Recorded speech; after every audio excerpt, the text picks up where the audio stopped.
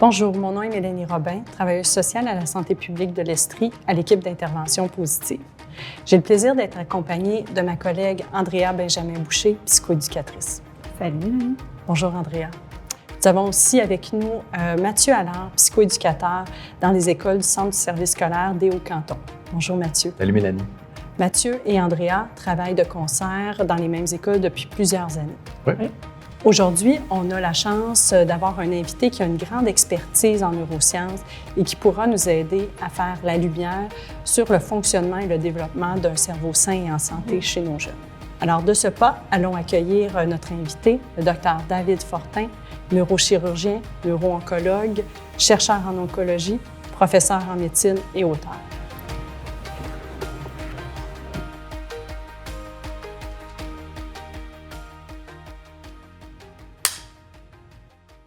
Bonjour, Dr Fortin. Salut. Merci d'être là aujourd'hui avec nous pour nous éclairer sur cet univers incroyable qu'est le cerveau. Nous savons que les récentes recherches en neurosciences apportent un éclairage nouveau sur le fonctionnement du cerveau. Auparavant, nous utilisions le modèle du cerveau triunique pour en simplifier la compréhension. Qu'est-ce qui serait important de savoir sur le cerveau, le fonctionnement et le développement du cerveau pour bien accompagner nos enfants et nos jeunes? OK. Bien, d'abord, juste vous dire, le modèle triunique voulait que le cerveau fonctionne en 3 couches successives qui étaient le cerveau, qu'on disait le cerveau humain, si vous voulez, le cerveau des mammifères puis le cerveau reptilien. Ce modèle-là, c'est un modèle simplifié pour essayer d'expliquer comment le système nerveux se serait développé. L'idée que le cerveau est fait de modules, si vous voulez, c'est une idée qui est en train de disparaître. On se rend compte que ça fonctionne vraiment comme un intégrateur, un organe intégré. Comment ça se développe à cette heure? Aïe, aïe! Ça, c'est une question pas évidente parce que c'est extraordinairement complexe, mais disons que on va retenir ensemble pour l'instant que le cerveau, c'est des neurones. Hein, à maturité, un cerveau a entre 85 à 120 milliards de neurones, selon les individus. Puis, quand on est un embryon, puis jusqu'à la naissance, on forme l'équivalent de 40 000 connexions entre les neurones à la seconde. C'est incroyable. Il faut imaginer un cerveau en développement, c'est une véritable explosion. Puis ça se continue jusqu'à 2-3 ans après la naissance, puis après ça, ce rythme-là va graduellement diminuer.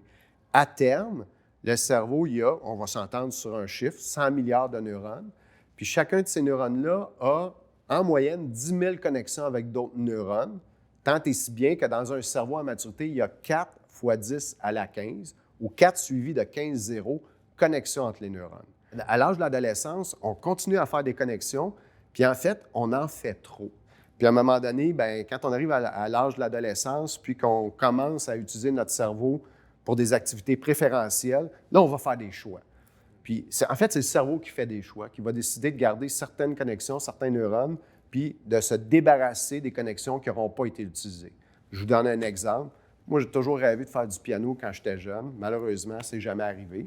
Bien, ce qui aurait pu être utile à développer cette capacité-là, mon cerveau, à l'âge de l'adolescence, a décidé de l'élaguer. Puis il l'a fait pour des raisons d'économie énergétique, parce qu'un cerveau, déjà, ça consomme 20 % de toute la circulation sanguine dans le corps. Fait que si on gardait toutes nos connexions synaptiques, à un moment donné, on deviendrait... notre cerveau parasiterait toutes les ressources métaboliques et énergétiques du corps. Fait que ça, c'est l'étape de l'élagage synaptique à l'adolescence. Puis là, quand on arrive à peu près à l'âge de 25 ans, on finit de maturer notre cerveau. 25 ans pour les hommes, 22 ans pour les femmes. Hein. Quand on dit que les filles sont plus matures, c'est un peu vrai. C'est vrai et c'est vérifiable. Puis là, à 25 ans, commence la grande descente. C'est-à-dire que tout le monde, lentement, on commence à perdre un petit peu de neurones. Puis le nombre de neurones va graduellement, lentement décliner tout au long de notre existence. Ceci étant, même si on a moins de neurones, on est quand même capable de faire ce qu'on appelle la consolidation synaptique, c'est-à-dire que nos grands réseaux cognitifs, on est capable de les rendre plus facilement activables en faisant des activités répétées. Je prends l'exemple de la lecture. Si je lis souvent, je vais devenir un bien meilleur lecteur, c'est-à-dire que je vais être capable d'aller plus rapidement intégrer l'information plus vite que quelqu'un qui ne lit jamais. À l'opposé, quelqu'un qui n'aime pas lire, mais qui fait de la mécanique automobile, bien, lui, va développer des habiletés qui sont en phase avec cette activité-là. puis il va devenir très, très proefficient à la mécanique automobile, alors que moi, vous allez m'ouvrir un hood d'en face, puis je vais regarder ça, je vais dire, je ne sais pas c'est quoi le problème. Donc, ça c'est la phase de consolidation des grands réseaux cognitifs.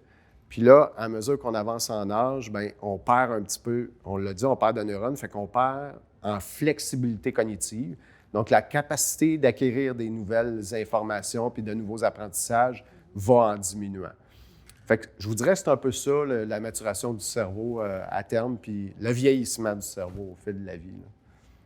Est-ce que dans le cerveau, on voit encore des réactions qui peuvent être des réactions défensives? Est-ce qu'on parle encore de ces éléments-là, de la fuite, l'immobilisation, l'attaque? Est-ce que c'est encore... En fait, ce que vous décrivez, c'est des genres de réflexes qui sont encodés en nous par l'évolution. Donc, oui, effectivement, puis avant d'aller à la fuite, à la défense ou au combat, on peut même juste évoquer des activités simples comme la marche. Quand vous marchez, vous balancez vos bras, vous gardez votre équilibre, vous êtes capable d'activer, ou je devrais dire de hâter le pas ou de le ralentir sans réfléchir. Tout ça, c'est des réflexes qui sont encodés en vous. Donc, le réflexe de fuite, c'est un autre réflexe qui est encodé en nous. Donc, on a un genre de système d'alerte, si vous voulez, où lorsqu'on reconnaît un danger, tous les mécanismes physiologiques vont s'enclencher pour fuir le danger. À l'opposé, via le système de la récompense, bien, si vous mettez une caramilk ici, sur la table, moi, j'aime beaucoup les caramilks, je vais avoir bien de la difficulté à ne pas la déballer puis la manger devant vous autres. Donc, à l'opposé, quelque chose qui me plaît va m'attirer, puis je vais avoir tendance à aller vers cette chose-là, là. Donc, ces comportements-là, primitifs, sont encodés en nous, puis ce sont des cadeaux de l'évolution, en essence, pour garder les entités biologiques qu'on est vivantes et en santé. Ouais. Est-ce que c'est toujours vrai aussi que le cortex, dans le fond, se développe plus lentement que d'autres parties du cerveau? OK. C'est un mythe auquel j'aime beaucoup m'attaquer parce qu'on appelle ça le corticocentrisme. Ça veut dire qu'on a, nous autres, dirigé beaucoup nos attentions sur le cortex cérébral parce que le cortex est à la surface du cerveau, donc facilement accessible. Ce à quoi vous faites référence, ça prend à voir avec la maturation du cortex, justement, chez le jeune adulte. Puis effectivement, la maturation du cortex préfrontal chez le jeune adulte, surtout masculin, c'est un des événements les plus tardifs dans la formation du cerveau. De même que toutes les grandes capacités cognitives. Ce qu'on remarque, là, c'est que tout ce qui est activité primaire, manger, se déplacer, fuir un danger, justement, ça, c'est des choses qui s'installent assez rapidement en développement. Puis les capacités cognitives plus poussées vont arriver plus tardivement, vont maturer tardivement dans le cerveau. Puis c'est ces capacités-là qui vont être les premières à partir lorsque le déclin commence à s'installer. Puis on est-tu capable de dire à peu près vers quel âge ça commence à se développer, tout le cortex plus au niveau frontal? Puis tout ça, nous, à l'école, je pense à nos profs là, de maternelle avec des enfants de 4-5 ans qui leur demandent de réfléchir à ce qu'ils ont fait, de trouver des solutions, de s'excuser quand ils viennent de vivre une situation difficile. Puis on se dit, bien, sont-ils capables de faire ça, pas encore capables de faire ça? On est-tu trop tôt? Vers quel âge on peut leur demander de réfléchir à leurs actions, de se réguler? Il y a beaucoup de choses quand même qui sont en lien avec ça. Là, je ne suis pas capable de répondre précisément à cette question-là. Le cortex préfrontal, il est déjà installé à la naissance. Il est là à la naissance. Maintenant, c'est clair que la maturation entre un 10 ans et un 25 ans s'opère puis à des vitesses variables d'un individu à l'autre. Okay. Hein, on le sait, ça aussi. Mm-hmm. Fait que je ne suis pas capable de répondre précisément à cette question-là. Mais je dirais qu'il y a une maturation graduelle qui se fait au fil du temps qui peut aller ou qui peut prendre jusqu'à 25 ans d'âge pour s'installer. Oui, c'est ça. Est-ce que vous avez d'autres exemples de situations qui sont liées... Mais tu sais, tantôt, tu parlais de flexibilité cérébrale. Ouais, ouais. On se questionnait un peu aussi au niveau de la plasticité cérébrale. Ouais. C'est quoi la différence entre les deux? Okay. Puis moi, ça m'intéresse, ce bout-là. Précisément, peut-être, on se demandait au niveau de la plasticité cérébrale, qu'est-ce qui est... Tu sais, comment on pourrait parler peut-être des notions qui vont aider nos adultes à croire en leur capacité d'aider les enfants, de les soutenir, en croire aux capacités des enfants, de développer leurs compétences. Et aux adultes de croire en leur propre potentiel. Oui, c'est ça, en leurs moyens. Tout à fait. Oui. Tout à fait. Fait que la plasticité, c'est un terme générique, c'est un terme parapluie qui décrit la capacité du cerveau à refaire, je vais le dire simplement, refaire des connexions, mais ça va au-delà de ça. Il y a 3 échelles qu'on peut étudier au niveau du cerveau. Puis à tous ces niveaux-là, on voit des changements qu'on appelle de la neuroplasticité qui sont directement conséquents des nouveaux apprentissages. Fait que la neuroplasticité, c'est juste dire, j'essaie d'apprendre une nouvelle activité. Je vous donne un exemple, je me mets à la guitare. Je commence à jouer de la guitare. Il faut comprendre que tout ce qui demande, par exemple, une motricité fine, met en charge vraiment des secteurs de notre cerveau qui sont importants, au même titre que quand on fait des activités cognitives comme de la lecture ou essayer de faire de nouveaux apprentissages cognitifs. Bien, ces régions-là, plus je vais pratiquer, plus il va y avoir des reconnexions. Encore une fois, c'est un terme générique, mais qui va permettre à mon cerveau de devenir de plus en plus à l'aise avec l'activité. Puis si je commence, puis j'essaie de faire un accord, après une fois, puis vous me regardez faire un mois plus tard, je vais tellement être meilleur que quand je viens de commencer. Ça, c'est la neuroplasticité. C'est la capacité vraiment d'encoder ça, des nouvelles informations. Maintenant, cette capacité-là, ce qui est vraiment important, c'est qu'on l'a toute notre vie. Moi, quand j'ai fait mon cours de médecine dans les années 90, on pensait qu'à 25 ans, c'était fini, là. Il n'y en avait plus de neuroplasticité. Il y a des études chez des octogénaires qui montrent qu'ils ont encore une capacité de neuroplasticité. Puis c'est là qu'intervient la différence avec la flexibilité cognitive. Ouais. On a encore de la plasticité, mais on en a moins. On en a moins. On perd dans cette capacité-là d'encoder des nouvelles informations puis de développer des nouveaux apprentissages parce qu'on a simplement moins de neurones et donc moins de connexions potentielles entre les neurones. Fait qu'on a la plasticité, mais on perd en flexibilité cognitive, fait que c'est moins fort.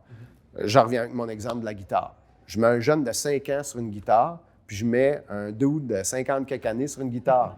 Entre les deux, lequel vous pensez qu'il va apprendre le plus vite? Ça, on le voit bien. C'est ça, exact. C'est clair. Ouais. Puis la question d'Andrea, c'était comment on fait pour favoriser le développement du cerveau de nos cocos, de nos jeunes? Comment on fait aussi pour avoir des adultes qui sont convaincus de cette potentialité-là, du fait qu'on peut les amener à changer, à apprendre, en fait, ce qui est notre travail là, en milieu scolaire, clairement. Puis comment on peut être convaincus, nous aussi, comme adultes, qu'on a ce qu'il faut pour les accompagner. Là. Il y a beaucoup Andrea, c'est ça, j'ai oublié de relever, là, mais c'est tellement important. Il y a un chapitre là-dedans sur la cognition. Puis la première chose que j'ai trouvée en fouillant dans plusieurs papiers, c'est que juste le fait de savoir, c'est fascinant, juste le fait de savoir que tu as cette capacité-là dedans de toi, de neuroplasticité, fait de toi un meilleur apprenant. C'est comme si ça te donnait confiance. Wow. Puis tu sais, moi, l'image que j'essaie toujours dans mes présentations de déconstruire, c'est l'image que les gens ont lorsqu'ils font un parallèle entre un cerveau puis un ordinateur. Parce qu'un ordinateur, c'est une architecture qui est fixe. Exact. Alors que le cerveau, lui, l'architecture est toujours... Je leur dis aux gens, c'est plus une ruche, un cerveau. L'architecture est tout le temps en train de bouger, en train de changer. Fait que première étape, savoir que tu as ça. Deuxième étape, comprendre vraiment toute l'importance de la neuroplasticité.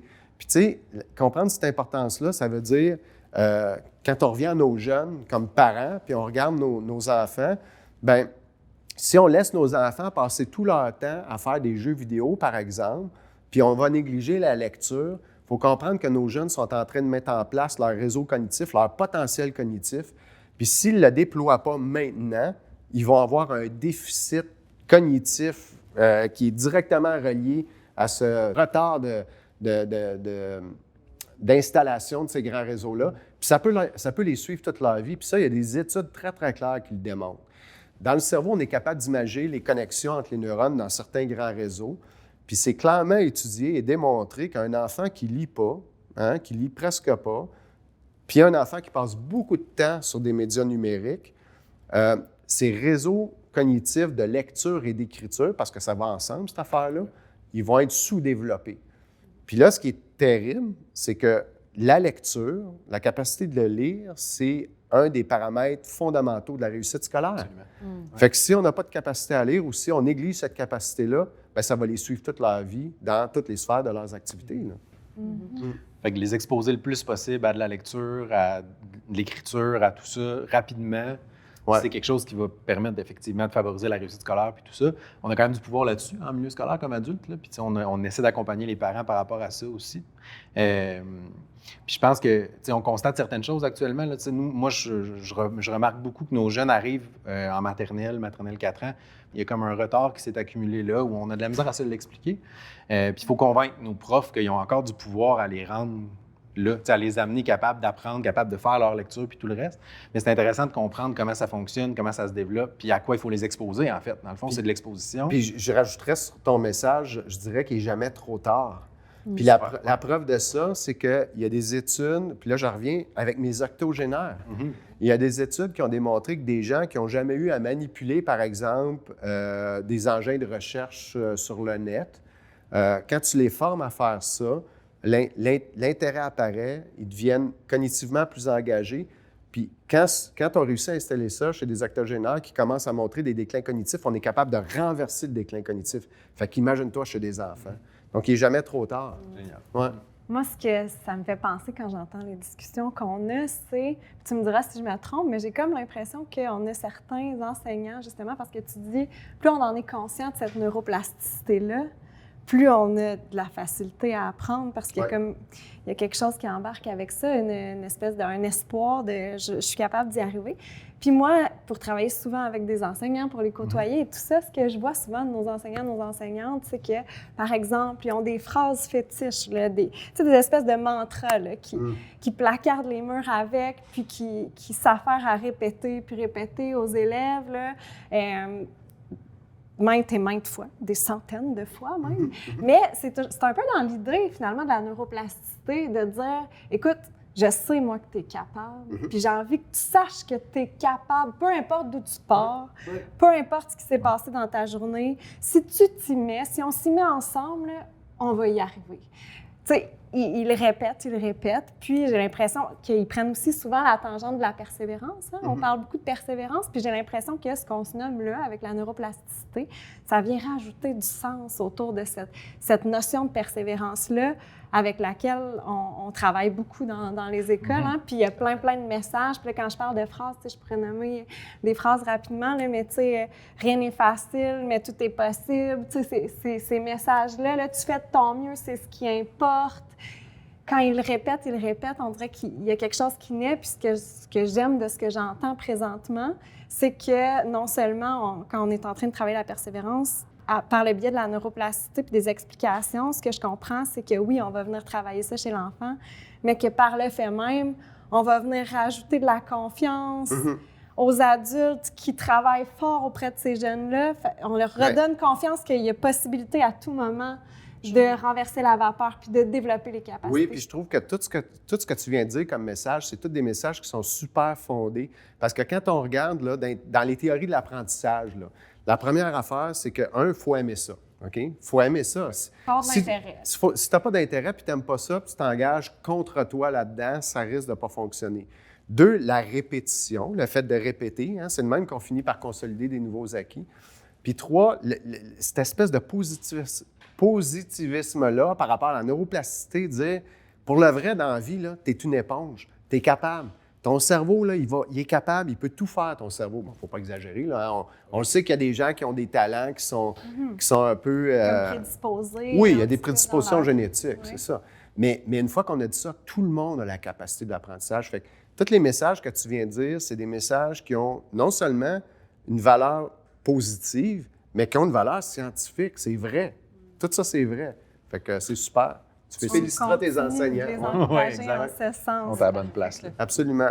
Puis tu sais, l'idée d'embarquer les parents là-dedans aussi, bien, parce que l'école, c'est un moment dans la vie, mais après ça, les jeunes reviennent chez eux. Puis s'il y a un continuum là-dedans, bien ça, c'est l'idéal. Parce que, encore une fois, dans les théories de l'apprentissage, tu fais ton travail à l'école, mais la meilleure manière de consolider des nouveaux acquis, c'est de faire un genre de petit rappel, en anglais, ils disent un recall, là, juste avant de se coucher. Un petit 5 à 10 minutes juste avant de se coucher. On le repratique. Oui. Fait que, tu sais, s'il y a un continuum, les parents prennent la relève des enseignants le soir, là, ça, c'est bingo, c'est la recette gagnante. Génial, merci. Oui, vraiment. Super intéressant.